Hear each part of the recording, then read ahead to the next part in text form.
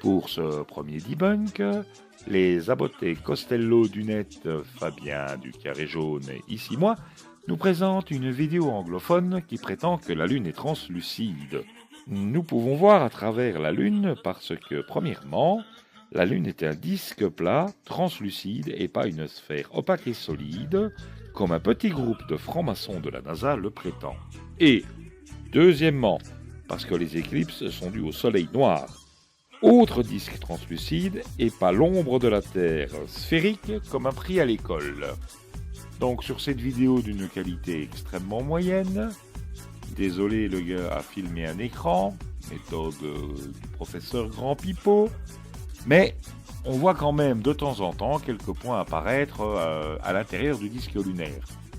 Vous remarquez qu'il n'y a aucune étoile autour du disque lunaire, seulement des points blancs à l'intérieur du disque lunaire. Donc on veut nous dire ça c'est des étoiles. Mesdames et messieurs, vous voyez des étoiles. Il y a une autre solution, peut-être plus pragmatique, qui s'appelle les pixels chauds. Un pixel chaud est un pixel qui reste activé sur un capteur malgré qu'il ne reçoit pas de lumière. Ce qui nous laisse à penser qu'il s'agit bien de pixels chauds, c'est que les points sont toujours situés à égale distance les uns des autres et toujours dans la même orientation, quelle que soit la photo de la Lune considérée. Mais bien entendu, pour nos considérés platistes, cette explication ne peut être la bonne. D'ailleurs, ils ont déjà vu ce phénomène de nombreuses fois, comme l'exprime ici moi dans un message. Je vous laisse analyser.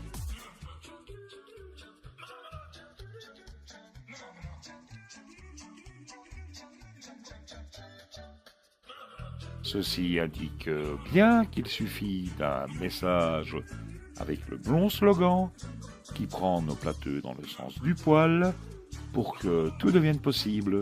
Les pixels chauds se transforment en étoiles visibles à travers la Lune. Le fait qu'il n'y en ait aucune autre à l'extérieur du disque lunaire ne semble pas les gêner beaucoup. Donc, à vous de voir. Très improbable lune plate et transparente, ou beaucoup plus prosaïquement, des pixels chauds sur un capteur un peu moisi.